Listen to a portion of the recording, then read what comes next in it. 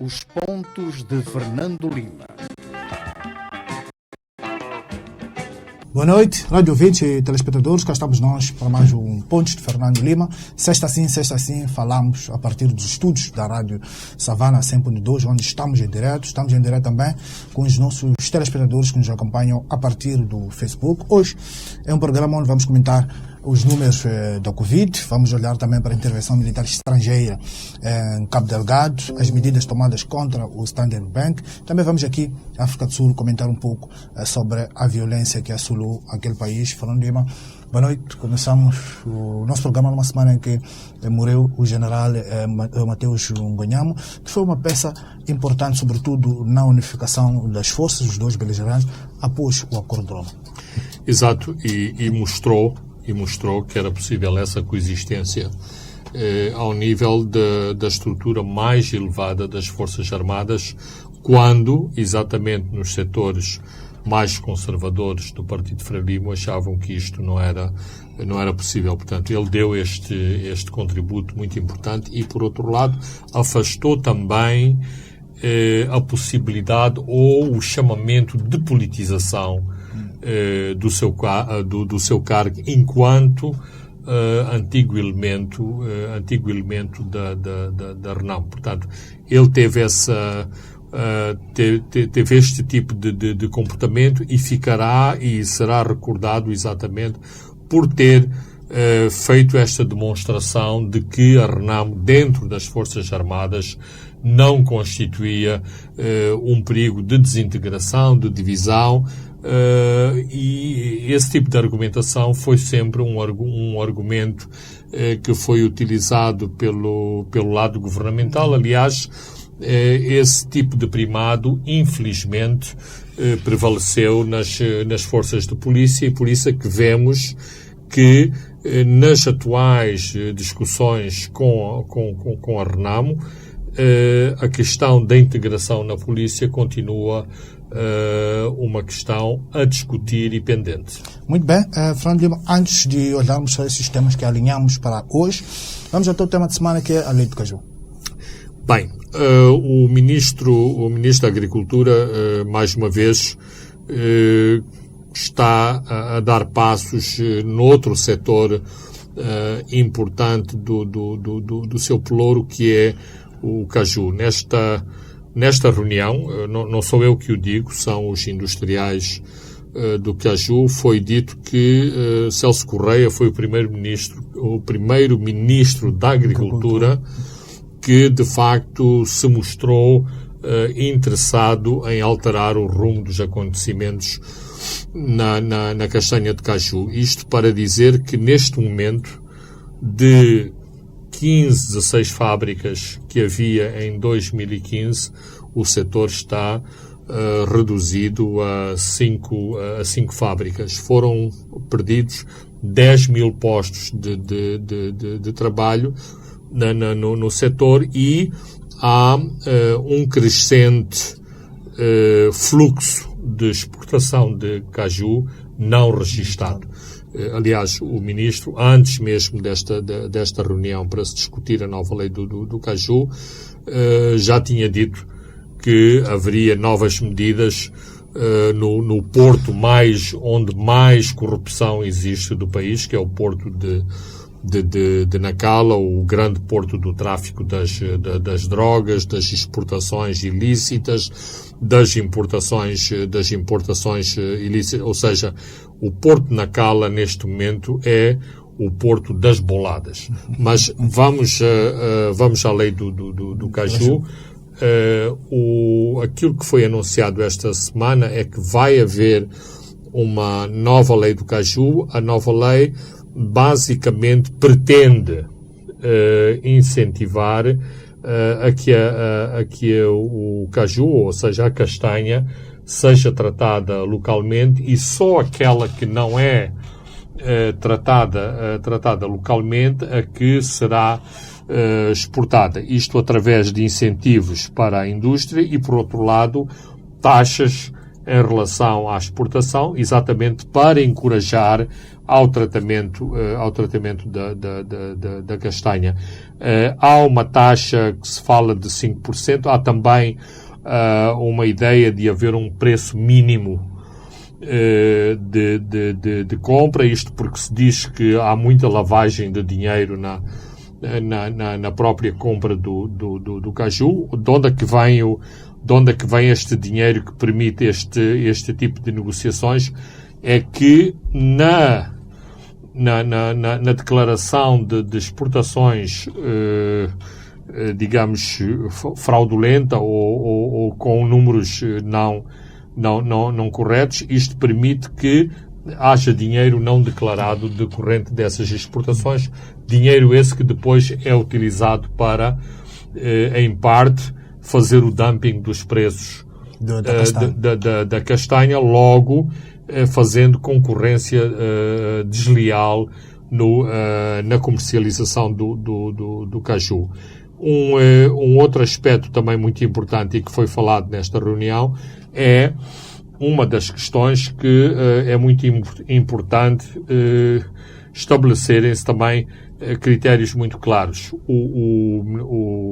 O governo, através do antigo Incaju, uma vez que neste momento já há o estudo de amêndoas. Instituto das Amêndoas vem insistindo que a produção do país é de 150 mil toneladas. Ora, os industriais da área argumentam que há apenas um terço, a produção de todo o país é apenas um terço desse. O que acha que é também possível aproveitar este momento para fazer a correção destes números, uma espécie de censo, porque já há muito que esses números são empolados. Exatamente. E estes números, parecendo que não, causam problemas ao setor, ao governo e, digamos que o governo parece que não está a ver, uma vez que, é assim, se o governo decretasse 150 mil e recebesse os benefícios dos 150 mil,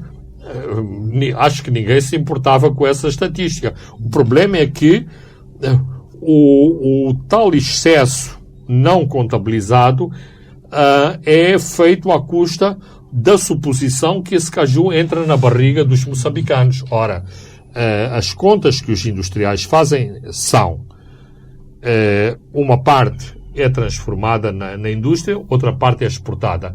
Onde é que ficam o resto das 100 mil toneladas? Será que os moçambicanos, na sua dieta diária, consomem 100 mil toneladas de castanha? Essa aqui é a questão. E o governo, por 1001 motivos, nomeadamente para mostrar que as campanhas de desinfecção dos cajueiros, os novos cajuais, as mudas e todas estas políticas dão certo, interessa-lhes manter este tipo de estatísticas falsas sobre o setor. Ora, não só no caju como noutras produções, já se demonstrou que não é correto o país estar a elaborar em erro, porque depois não batem certo os dinheiros para as importações, as exportações do próprio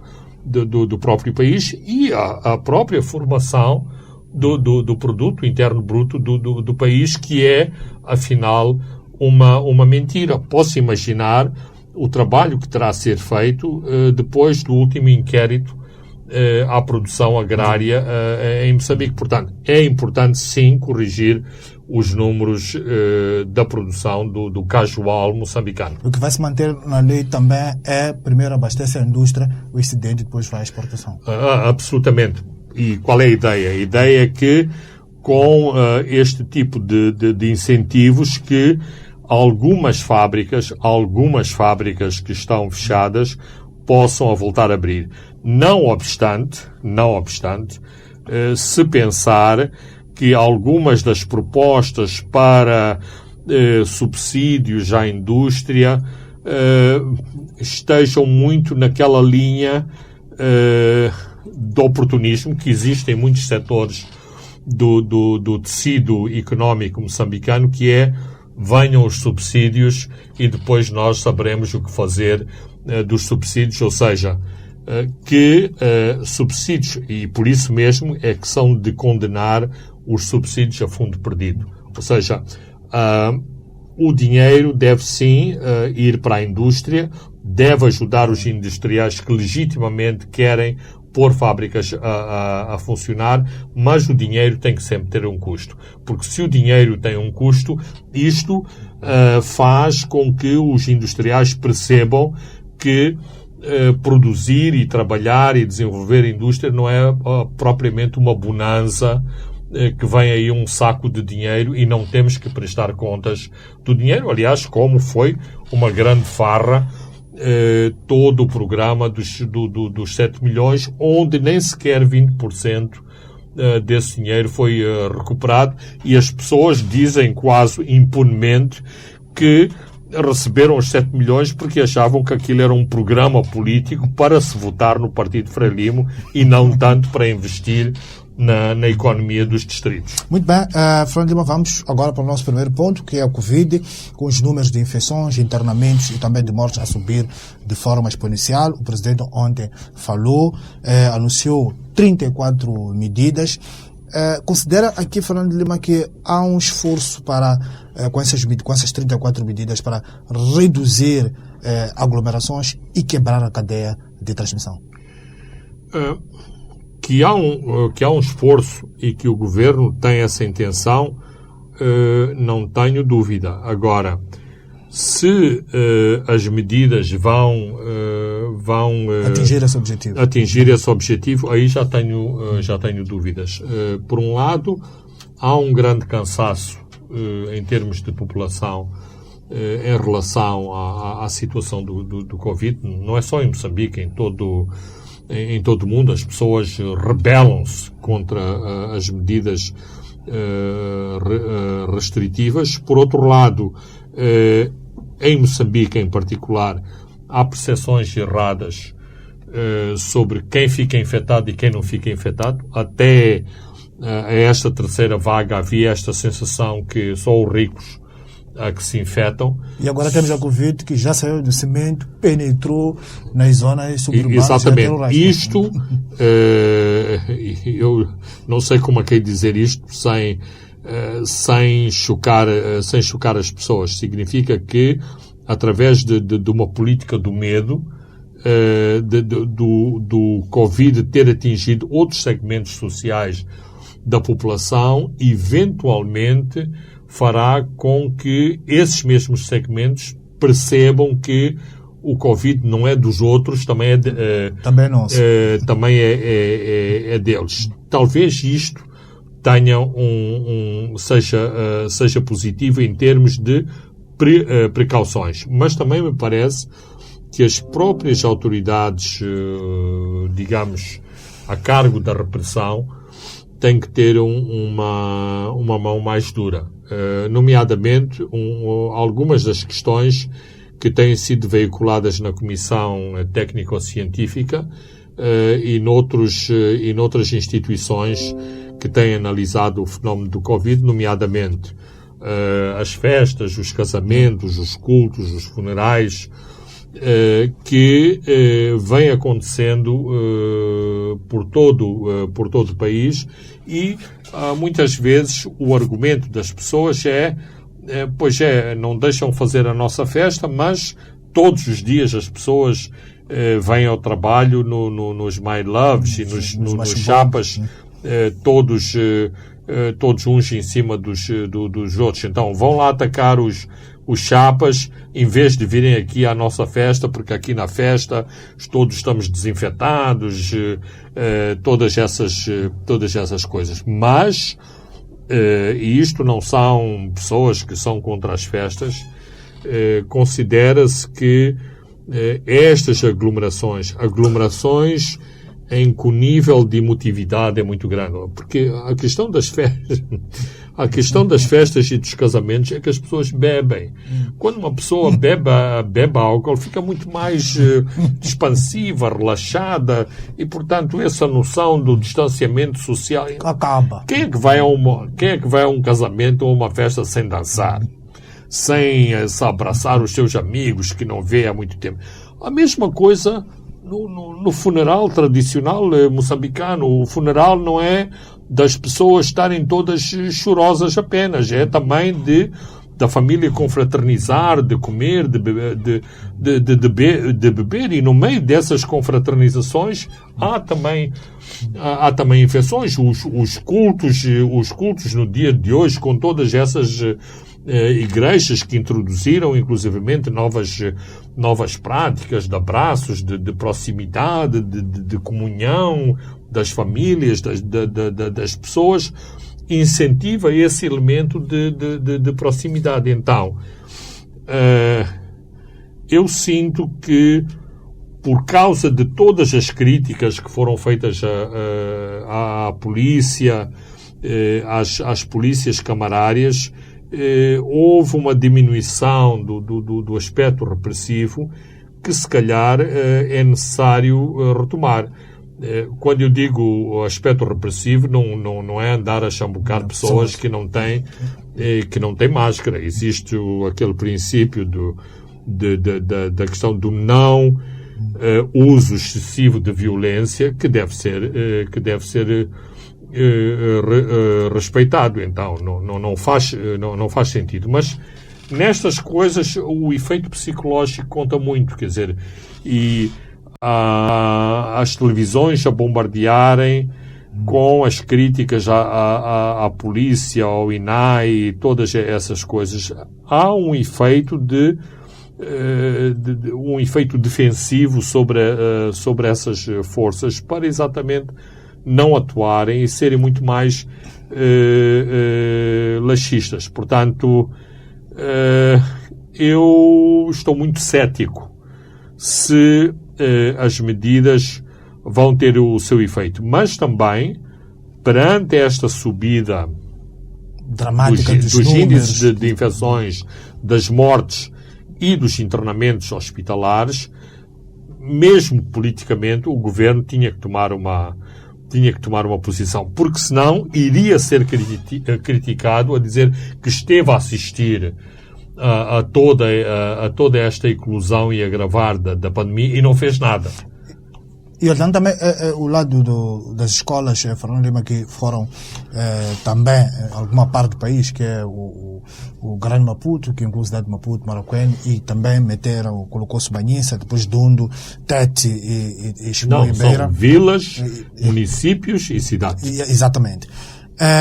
Olhando para esta questão das escolas, também houve aqui uma grande pressão, porque os especialistas acham que as escolas podiam continuar a funcionar, que as crianças estão mais protegidas nas escolas do que em casa.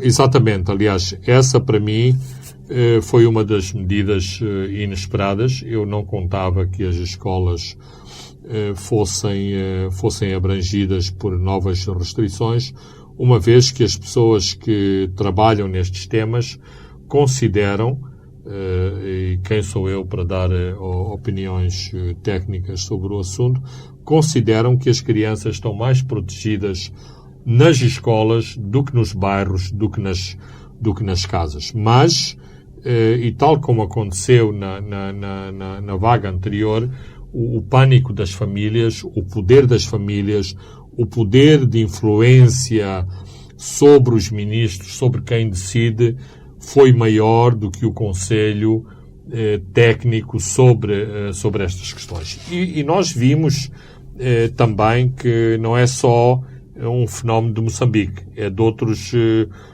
países. Nós que somos bombardeados com os canais televisivos portugueses, vimos também que em Portugal houve esta pressão, exatamente de tirar as crianças das escolas. E, por exemplo, nós vimos como as televisões por uma infecção, por 2 professores infectados, isto transformava-se numa grande notícia. Aliás, eu acho que a comunicação social nem sempre tem andado bem. E isto custa-me dizer porque eu pertenço a esse setor. É assim, um dos exemplos para mim mais gritantes dessa falta de percepção ou das mensagens erradas que a comunicação pode transmitir.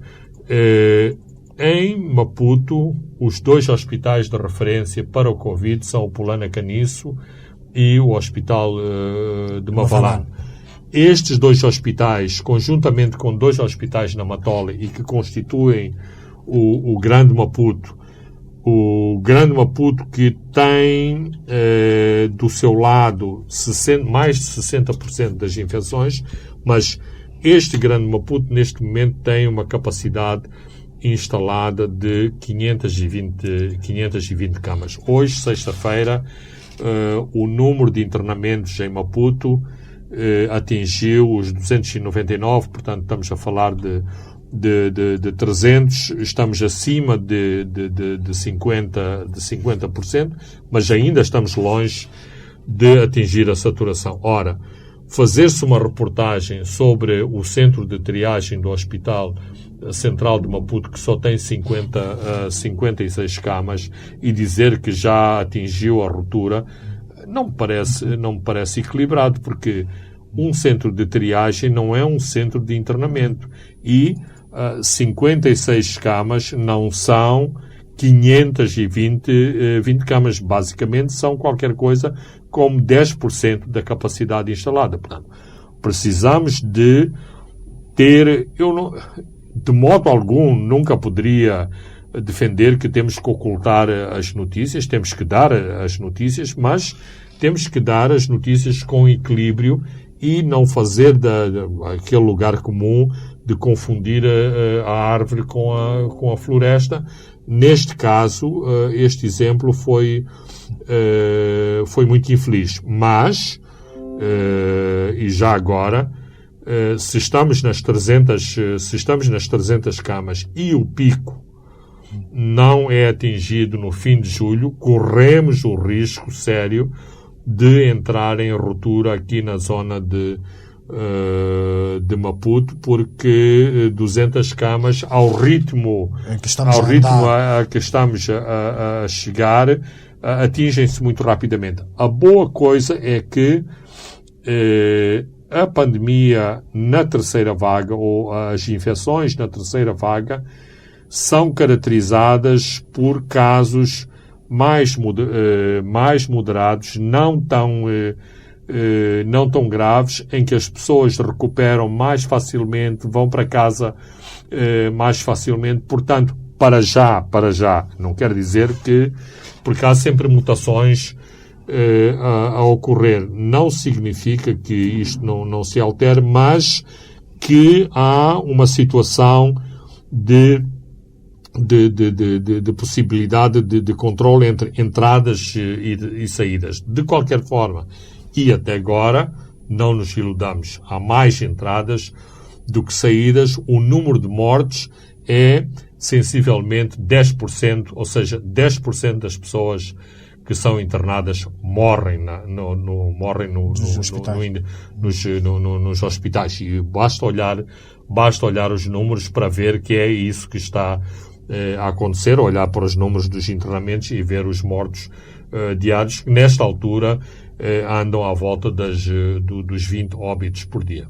Há quem defende, uma espécie de descentralização das medidas, ou seja, que sejam aplicadas medidas duras em locais com situação preocupante. O exemplo é da questão das aulas presenciais, que não é praticamente em todo o país. E outras regiões continuarem normalmente. Concorda com esta ideia?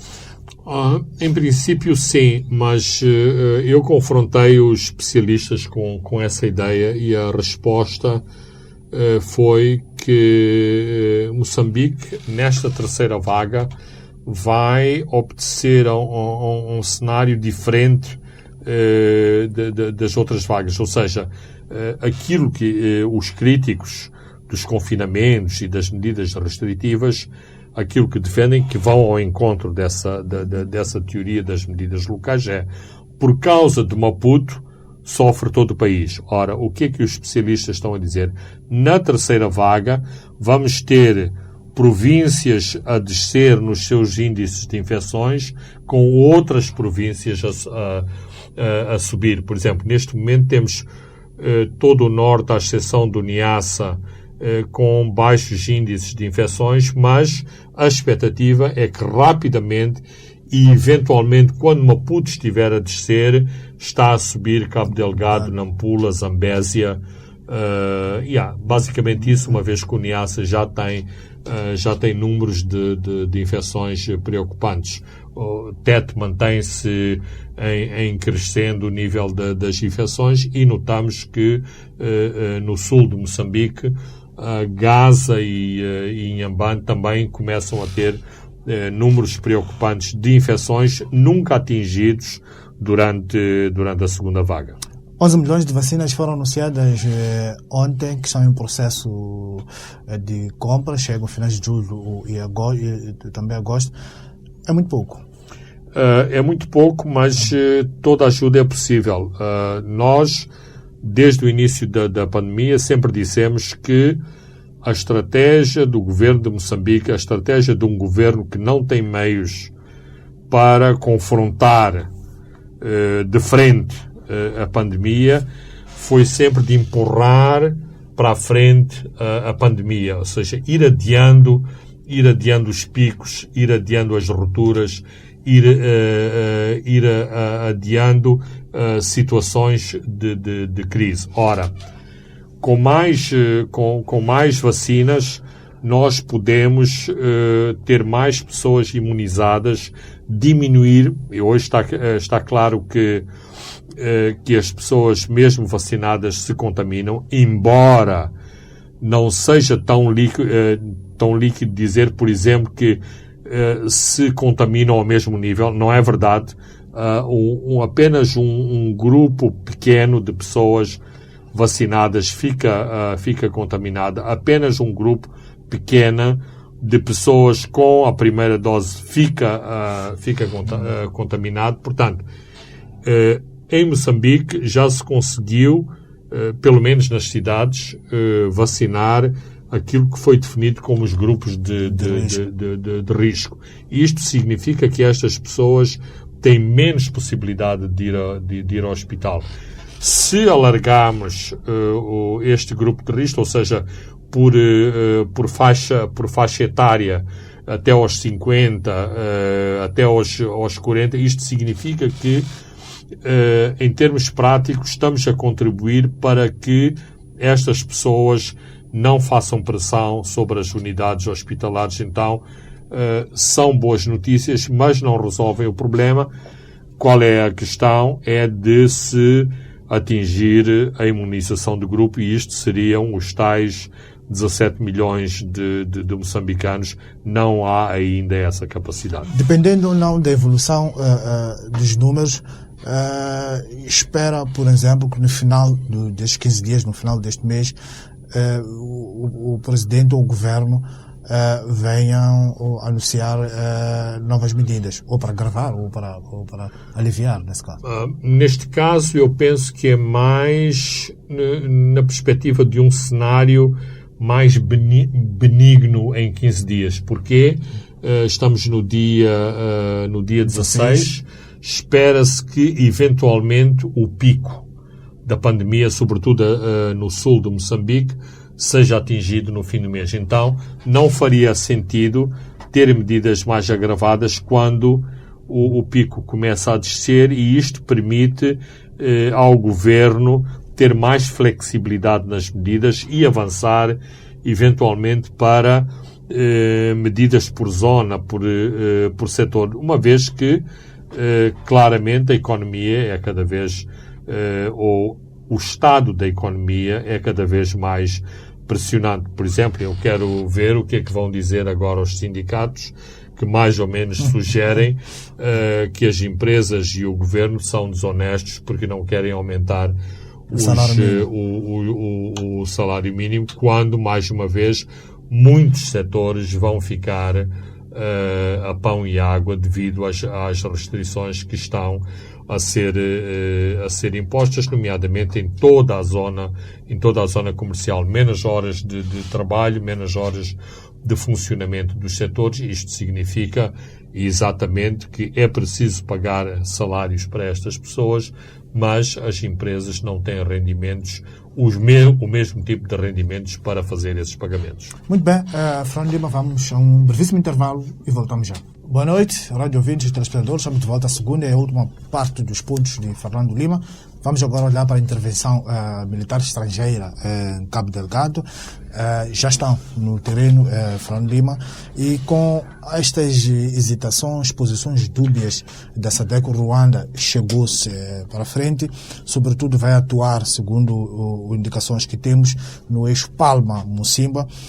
Há quem argumente que a intervenção militar estrangeira não resolve o problema por si só, mas nesta primeira fase, Fernando Lima acha que é importante a reconquista dos territórios ocupados pelos jihadistas e depois parte-se para outros pontos.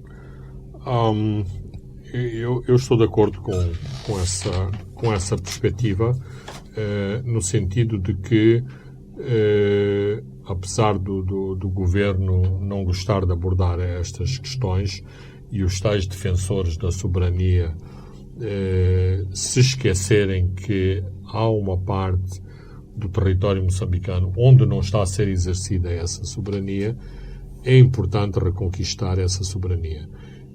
Mas antes disso eu gostaria de dizer também que me soa mal essa questão das forças estrangeiras. Eu gostaria de dizer mais das forças internacionais que vêm para Moçambique. Por um lado, porque uma parte desta força é uma força regional, e é uma força regional que corresponde a um pacto de defesa comum da nossa região. Da nossa região. Portanto, porque quando se sugere força estrangeira, quase que há implícito um sentido de ingerência ou de limitação de soberania.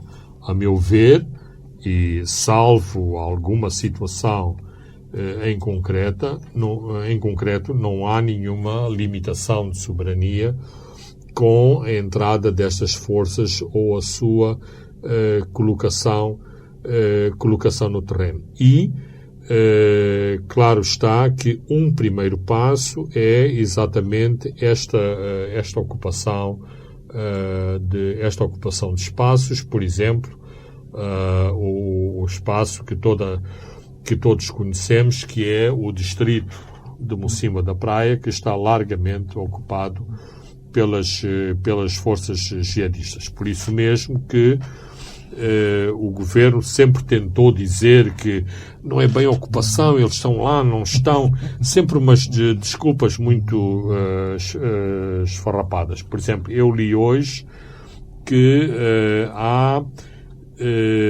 conselhos às populações à volta de Palma para se irem todas concentrar em Quitunda a partir de segunda-feira. Para mim, a leitura que estou a fazer é que as operações militares se vão intensificar a partir de segunda-feira. Intensificando também vai criar um grande número de refugiados. Absolutamente. Portanto, está-se a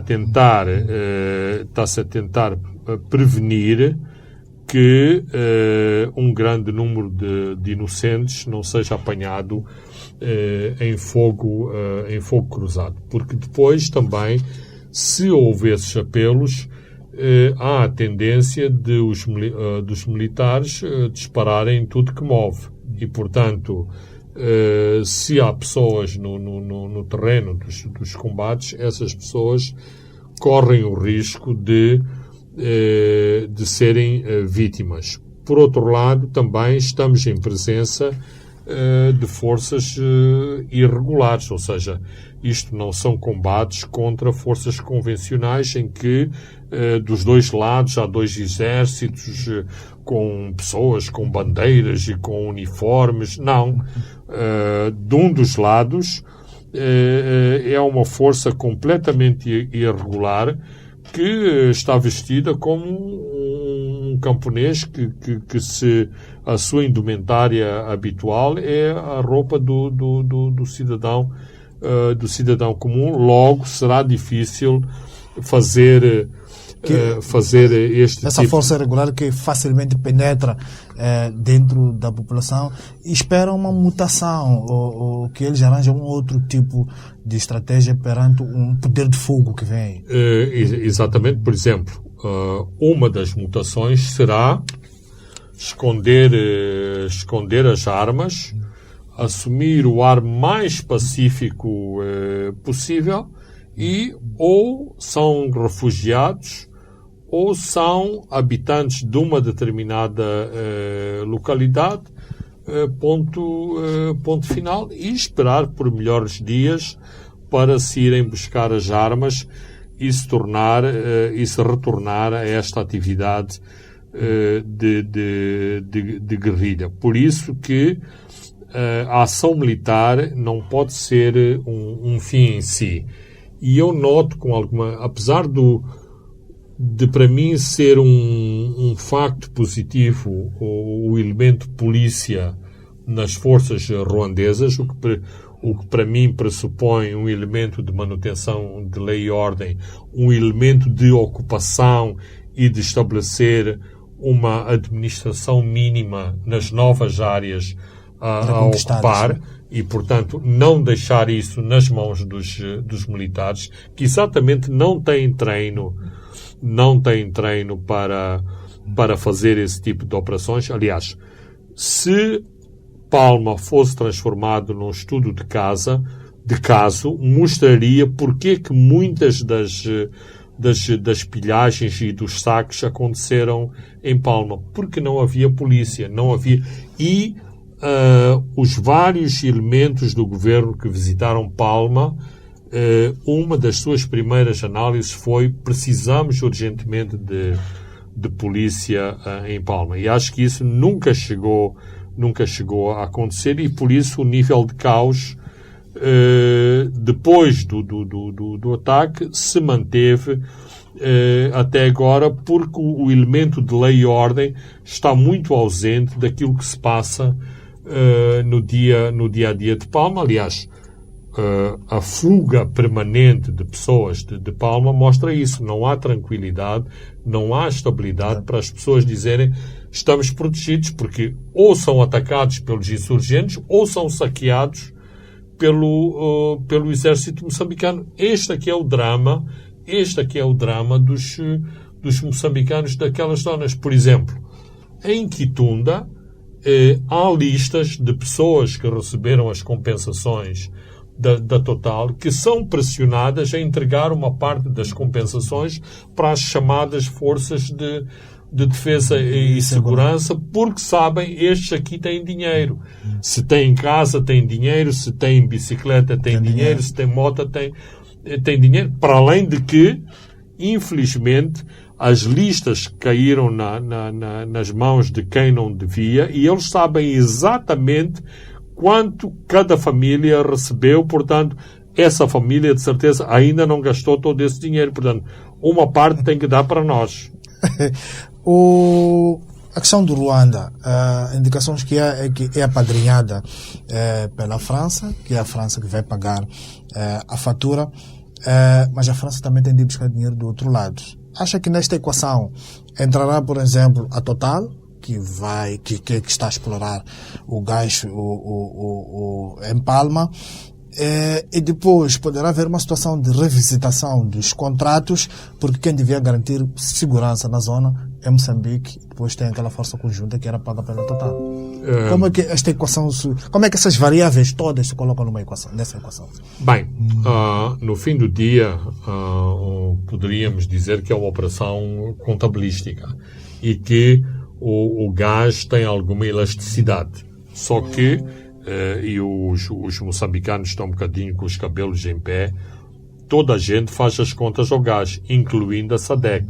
E, portanto, essa tal elasticidade do gás vai chegar a um momento que não dá para tanta encomenda. Por isso que a fórmula encontrada para o apoio ao contingente ruandês foi uma boa fórmula. Ou seja, não é só por motivos táticos, estratégicos, que os ruandeses foram escolhidos, é porque a opção de haver uma terceira parte que paga a fatura também é muito conveniente para Moçambique, uma vez que Moçambique está neste dilema que não tem cash para pagar às forças, tem a capacidade de fazer uma hipoteca sobre rendimentos futuros. Agora, qual é a caixa postal na França onde vai cair a fatura? Não está tão claro. Não está tão claro. Eu não ficaria surpreso se a fatura fosse parar a Total, porque a Total exatamente tem a maneira de contabilisticamente repartir depois os custos na própria operação de gás. Na própria operação do gás. Portanto, por esta lógica, embora não possa afastar a possibilidade de o governo assumir essa responsabilidade, mas não é essa a indicação que eu tenho, é muito mais flexível para a Total assumir esta responsabilidade, uma vez que pode repassar os custos para o projeto, e isto parece-me pacífico, mas depende dos números.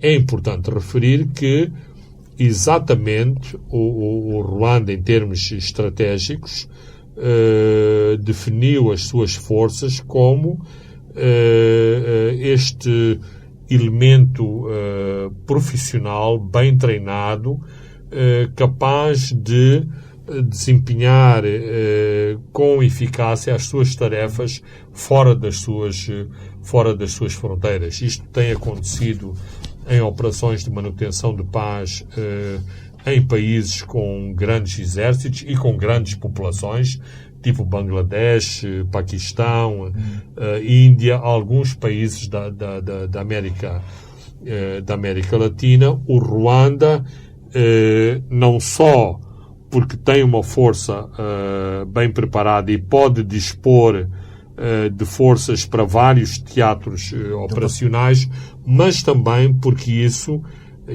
hoje é quase lugar comum, isto projeta o nome do Ruanda, que em termos é a mesma coisa que dizer que a Guiné-Bissau tinha aqui um contingente de 5 mil pessoas, porque o Ruanda é quase do tamanho da Guiné-Bissau. Entra quase 33 vezes em Moçambique. Sim, então, como aqui um país destes, sendo tão pequeno, tem esta capacidade, tem a capacidade de realizar eventos fantásticos no Ruanda. Então, está muito dentro desta visão que Paul Kagame tem para o seu país. Portanto, o exército faz parte da afirmação ruandesa em termos internacionais. Acha que isso é que irrita a África do Sul? Vimos as declarações da Ministra da Defesa. Claro que irrita muito, mas também irrita muito porque há determinados procedimentos que foram pontapeados. Ou seja, a minha interpretação, e é a minha interpretação muito pessoal, eu acho que não foi inadvertidamente que o Ruanda chegou primeiro, que houve lapsos de comunicação e depois se vem a dizer não, comunicamos. Portanto, tudo isto, as coisas não funcionam assim. A diplomacia não funciona com este tipo de gafes, não funciona com estas gafes sucessivas. Houve uma matriz que foi planeada para acontecer de uma determinada maneira e que agora a narrativa vai sendo remendada em função das conveniências. Mas nós estamos no dia 16, portanto, 24 horas depois de ter sido anunciada que as tropas da SADC estariam aqui e, pelo menos publicamente, não se conhecem forças da SADC em Moçambique. Fala-se de uma força do Zimbábue, mas isto é extraoficialmente, não corresponde à colocação de forças no terreno. Para isto não acontecer, é porque há problemas com a colocação das forças no terreno, há problemas com a coordenação ao nível da SADC, e isto tem a ver sobretudo com Moçambique, porque Moçambique é o país hospedeiro. Há quem questiona também o silêncio da Angola, o silêncio da Tanzânia. Argumenta-se, por exemplo, que a Tanzânia podia jogar um papel muito importante, colocando, por exemplo, forças ao longo da fronteira com Moçambique, do lado do rio Rovuma, e criar ali uma zona de tampão para travar um possível movimento dos jihadistas quando, por exemplo, sentirem o fogo deste lado de Moçambique. Começando pela resposta mais fácil. Infelizmente, eu não consigo explicar esta atitude tão modesta da parte angolana. Mas Angola, desde o início, e à exceção da reunião que foi liderada por Angola em relação ao orçamento da força a colocar em Moçambique, Angola não teve qualquer papel nesta operação, havendo-se a possibilidade de os serviços de inteligência desta operação serem angolanos. De qualquer forma, eu não encontro ou não tenho ainda dados que me permitem afirmar com a vontade porquê de Angola não estar mais.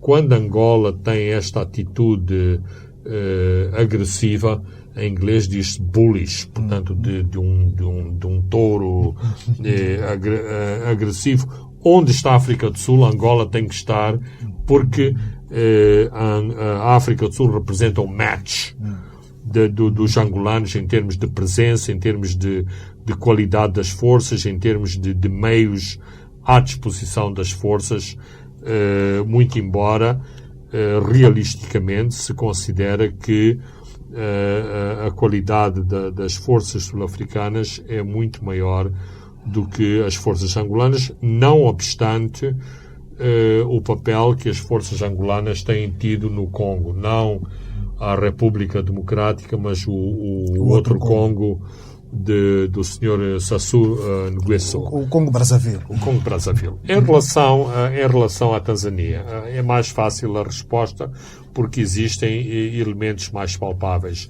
A Tanzânia, desde o princípio, tem mostrado um grande desinteresse em relação à questão de Moçambique.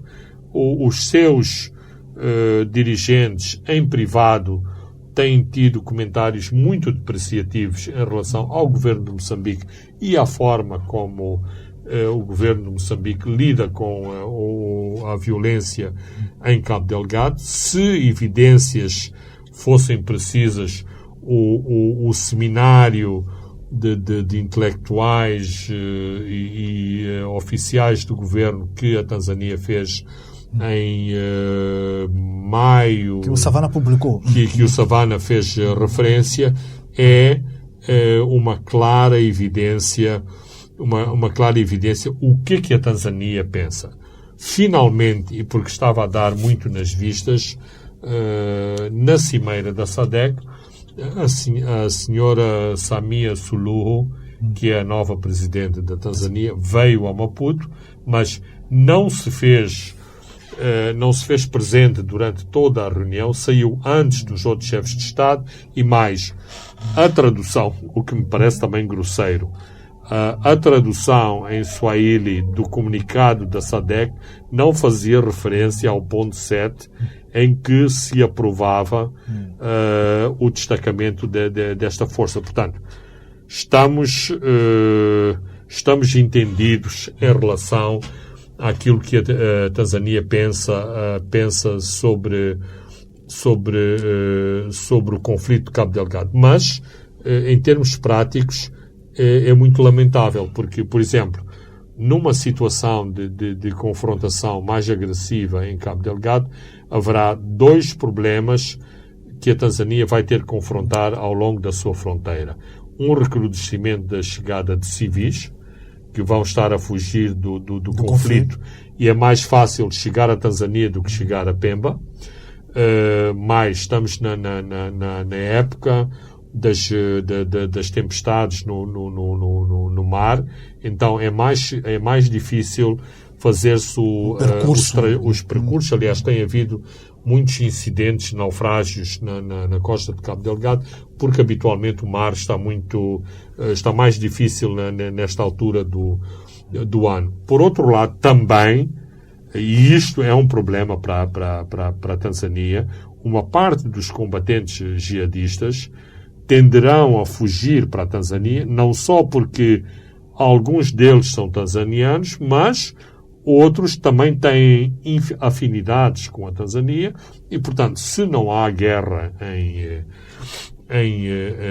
na Tanzânia, a tendência é abrigar-se, encontrar porto seguro na Tanzânia. Portanto, resta saber se as autoridades de segurança da Tanzânia vão fazer que não estão a ver o que está a acontecer e ignoram por completo a situação de fronteira, ou se não tendo uma postura pública no sentido de colocar forças ao longo da fronteira, em termos práticos, o vão fazer para defesa, ou seja, no seu próprio interesse. Mas, até agora, eu diria, é muito deplorável a atitude da Tanzânia, que lhe pode causar outros problemas. Ou seja, não é bom ter esta situação de hostilidade em relação a Moçambique, e neste momento há uma crescente hostilidade do lado de Moçambique em relação à Tanzânia. É um assunto que vamos continuar a acompanhar nos próximos programas, esta do Cabo Delgado. Não temos agora já muito tempo. Vamos olhar para as medidas do Banco de Moçambique contra o Standard Bank, que já foram praticamente anunciadas. São medidas duras. O banco foi sancionado com 290 milhões. Os 2 executivos de topo, o Carlos Madeira, que é o diretor da Banca Corporativa de Investimentos, foi sancionado a 14 milhões e 6 meses de suspensão. Igualmente, o Chuma Costa, o administrador delegado, 6 milhões de meticais de multa e também suspenso 6 meses. Fernando Lima, essas são medidas consideradas também muito duras. Mas, aparentemente, este filme ainda vamos assistir muitos episódios. Ora, aí está, Francisco. Nós, aqui sentadinhos, ainda vamos assistir a episódios muito interessantes. Agora foi a vez do Banco de Moçambique, mas como em todo este tipo de episódios há lugar ao contraditório, não me parece que o Standard Bank vai ficar silencioso. Não me parece que os executivos do banco vão ficar silenciosos e, portanto, vamos assistir àquilo que o banco vai argumentar, nomeadamente em tribunal, para além do eventual vazamento do documento que o Standard Bank submeteu ao Banco Central, um documento aparentemente volumoso, as tais 200 páginas. E o Standard Bank, Fernando Lima, que detém 46% da cota de divisas, é expectável com essas decisões uma fuga em massa de clientes para outros bancos? Não pode ser de outra forma. Aliás, esta semana na Praça Moçambicana havia uma certa euforia, sobretudo dos grandes bancos, porque estão de braços abertos para receber todas essas contas, importadores, exportadores, que habitualmente trabalhavam com o Standard Bank. Mas existe uma teoria de conspiração que é, se calhar, repito, é mesmo uma teoria de conspiração, se calhar o Moza Banco vai também aproveitar-se destas operações, uma vez que, como há esta ligação entre o regulador e o Moza, fazer operações externas no Moza Banco melhora os números e os resultados do Moza Banco e resolve também um problema ao Banco Central, uma vez que indiretamente tem estado por detrás da capitalização deste banco problemático. E vamos ver relatórios um pouco mais bonitinhos já no fim de 2021 dos outros bancos. Vamos ver, mas certamente, e dentro da teoria dos vasos comunicantes, aquilo que sai de um vai se refletir nos outros e, claramente, BIM, BCI e ABSA são os grandes candidatos a se beneficiarem do colapso momentâneo do Standard Bank na parte do mercado de câmbios. Um minuto para fecharmos com a África do Sul. Militares estão nas ruas para tentar conter a violência e o saque, que tudo generou. Estavam a protestar contra a prisão de Jacob Zuma, mas tudo evoluiu para roubos de todo tipo, Fernando Lima. Bem, essa parte penso que todos os moçambicanos têm acompanhado.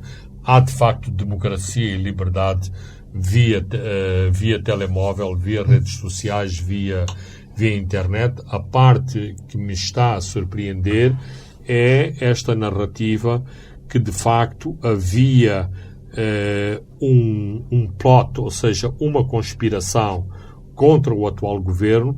Começa-se, inclusivamente, a falar numa tentativa de golpe.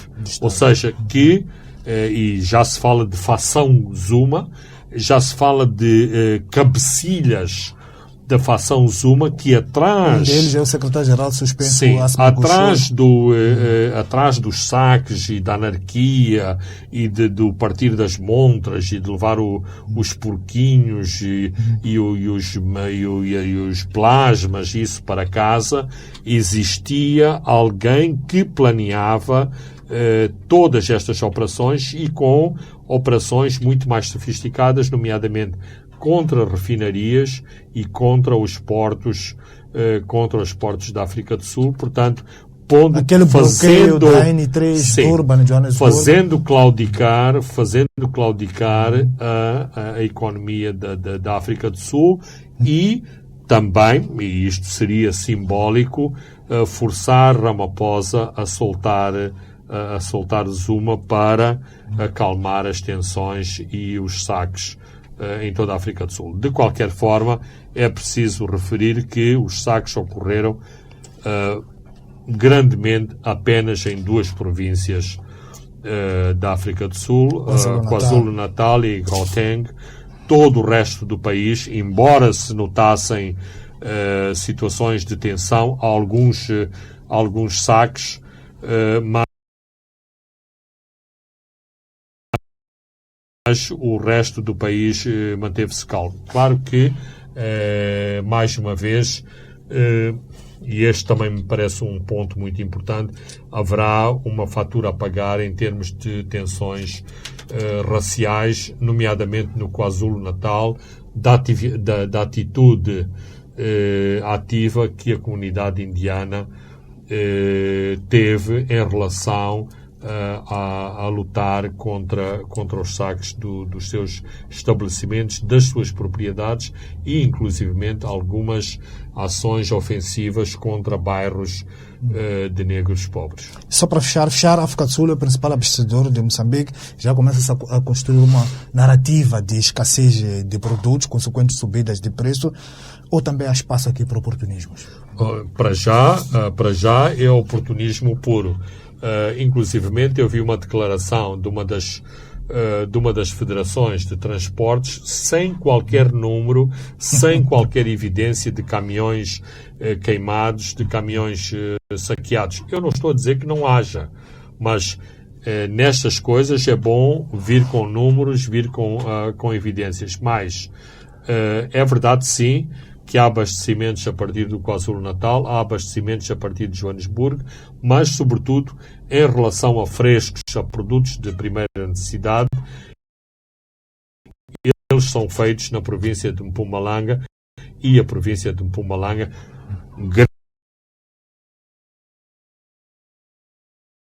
grande modo, não foi afetada pela situação de